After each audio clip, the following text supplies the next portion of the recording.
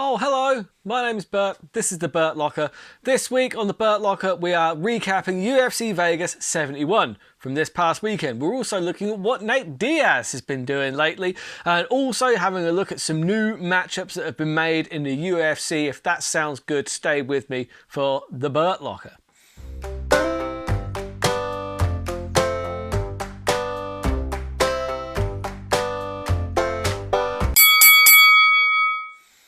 Right, recap of UFC Vegas 71. But basically, in a nutshell, this is the highlights. You had Bobby Green versus Jared Gordon. It was actually a pretty good fight, pretty decent scrap. It was back and forth. I thought personally Gordon was getting the better of things. And then it was it wasn't intentional, but it was a blatant headbutt. And basically what happened was Green went in to throw like a jab, to throw a punch or something, or an elbow. He said it was an elbow, but actually he just planted his head right into the temple of Gordon, which is what dropped him. And then obviously Green went and finished him. You can't have that as a win because it was an illegal strike that caused the knockdown. Green was upset initially. I'm sure when he looks back at the replays, he's going to be like, yeah, that was a pretty blatant headbutt. I hope they run that back. I thought Gordon was doing pretty well. I thought Green was doing pretty well. It was a fun fight. It was a shame for it to end like that. Please, just run it back. Anyway, you then had Bruno Silva, my man. I did say, it was my prediction that Bruno Silva was going to add his 20th knockout this weekend against Brad Tavares, and he did not disappoint. It was a brilliant knockout, excellent performance. I'm really looking forward to seeing seeing him back, to be fair. I don't know how he's not in the top 15 at middleweight, but he isn't. I think you should probably give him Chris Curtis, who is ranked number 15 so far as I can see. I think that is a good fight stylistically for both men. I think that they need to get Bruno a ranked opponent so he can move into the rankings. He is a killer on the feet. Fun to watch as well. Blades versus Pavlovich. Great performance from Pavlovich. It was as expected from Pavlovich, honestly. We all said, in round number 1, Pavlovich is going to be very, very dangerous. It'll be interesting to see how he deals with the wrestling of Curtis Blades. We didn't really see much wrestling attempted from Curtis Blades until it was frankly too late, until he was already kind of stunned and taking damage. I'm concerned for Curtis Blades at this point. He's taken a few bad knockouts, and I'll be honest, I was watching it live and I did put some money on Pavlovich in the first round because I watched the interviews with Curtis Blades and he used to sound fine when he was talking. Now he slurs his words, he speaks very slowly. You can tell he's really having to think about what he's trying to say. And it's almost like he can't even get the words out. That's not a good sign. It really isn't. I don't know if he's also taking punishment in training, but that's not a great sign. When he's so young as well, he's only in his early 30s. That's a real problem. And he didn't look right walking down to the octagon. He didn't look right in the walkout. He used to have a skin fade you could set your watch to. Do you know what I mean? He looked unkempt. He looked dishevelled. He looked unprepared. He didn't look good. He looked like he wasn't well. I think Curtis needs to take a break. Take a break, get his feet back under him.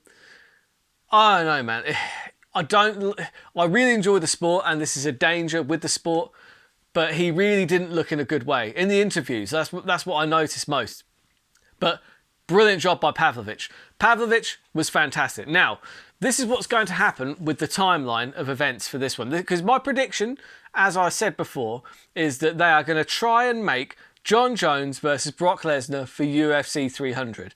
And I think what they're going to do is that I've noticed they've already moved the Stipe Jones fight to October, potentially.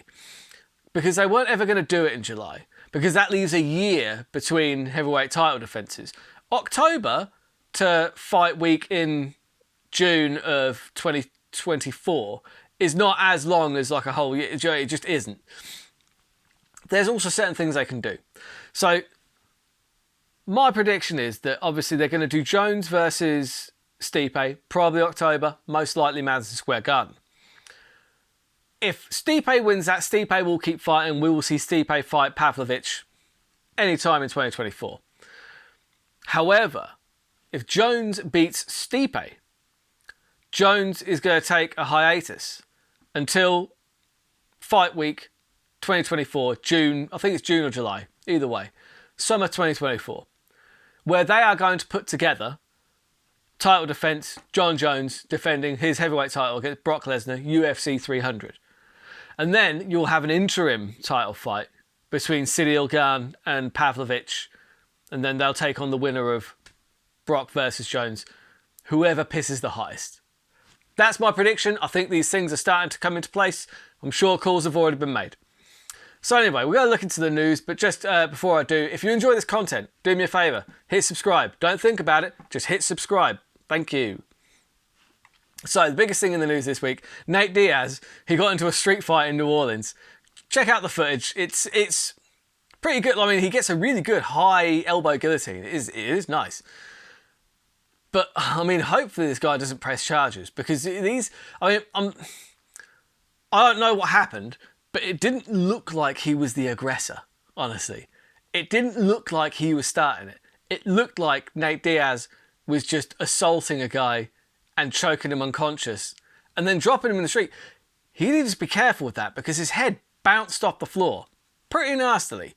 So, look, in America, people will sue anything for anybody. That especially, that's going to be a problem, potentially. Either way, I hope that he keeps his fight license and then we get to see him fight Jake Paul. I don't know who I take in that one. I'm going to have to stay with Diaz. But, I mean, Jake Paul, he's shown that he can box MMA fighters in boxing. So that's what he's going back to. That's the bread and butter. He dropped one to Tommy, and now he's going back to what got him to the dance in the first place. Hey, look, do what you do best. Box MMA fighters. It's pretty nice. Then a big UFC fight has been announced. You've got Robert Whittaker taking on Dricus du Plessis. The D, not the D, the S is silent. So this is an interesting fight, because it's certainly going to be a road to the title if your name is Dricus du Plessis. I'm not sure if that fight, if a win there gets Robert Whittaker back to the title, because obviously he's been beaten by Adesanya twice. That's a tougher sell. However, Dricus du Plessis, they do that in Africa against Israel Adesanya. He's already been vocal about saying that he wants to be the first African-born, African-residing, UFC champion.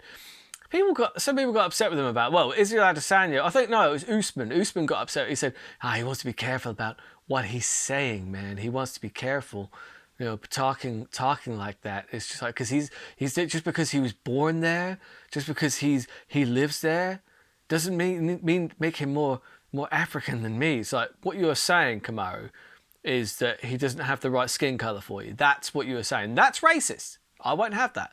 Because the fact of the matter is, it's not a competition, but if it was, the guy who still lives in Africa, trains in Africa, was born in Africa, is the more African fighter. If he's taken the belt back to Africa, that's more of a statement for me than somebody who hasn't lived there in 25 years and just claims, it's fair enough, proud of your heritage, whatever, and you were born there, so that's fine. But it's a bit much when it's like, you haven't lived there in 25 years. Stop talking about how great it is. If it was so great, you'd move back there in a heartbeat, wouldn't you? Just saying. Oh. Am I crazy? Anyway, Dricus, he lives it. He loves Africa.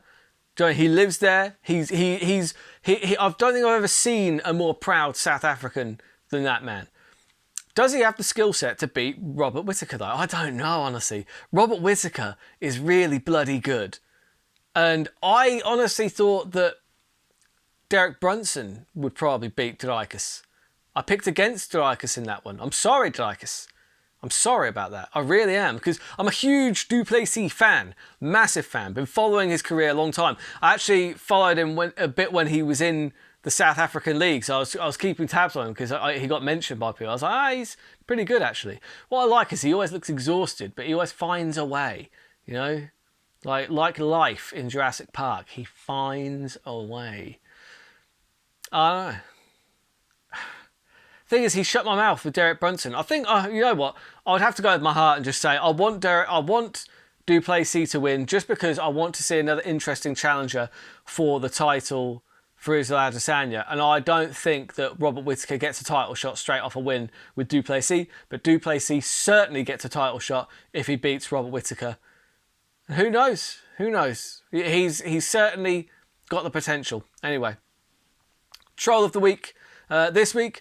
Shout out to Mr. Watkins. Thank you, Joshua, for tagging me in this one. It's really funny, actually. It actually made my day when I saw it, so thank you. But it's the event timeline and my interest in Jorge Masvidal's career. And it corresponds exactly with his hairline.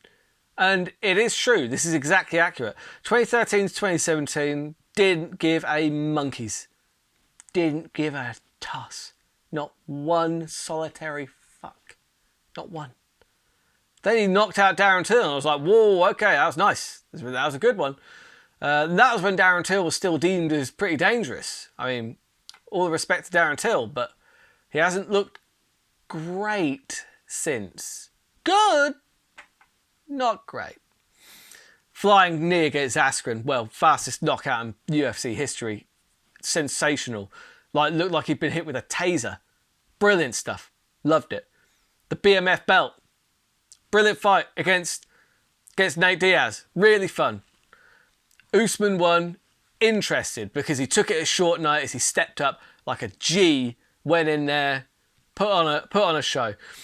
Against Usman 2, dipped slightly because I knew that it was we knew what was going to happen actually, but it ended up with a spectacular knockout. Against Colby, I was a little bit more interested because, man, they hated each other. They really did. And there was a real steep drop-off with the Burns fight because we kind of knew how that one was going to go. And now, obviously, he's retired. But, you know, all jokes aside, I'm a huge Masvidal fan. I really am. I like massive respect to him. He lives it. He's a bad man. He really lives it. He's like Nate Diaz in a lot of ways. He lives it.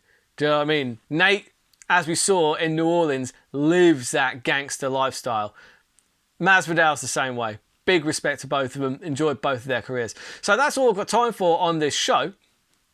I'm going to be doing a casuals guide to UFC Vegas 72, headlined by Song Yadong and Ricky Simone. That's a fast, fun, informative run-through of the entire card so that you've got information on every single fight so that you get the most out of the event when you watch it. So do me a favour, subscribe to the channel, head over, watch that video. We'll recap all those fights next week, have a look at what's been going on in the news. Until then, keep those odds long and those bets terrible. Thank you for watching.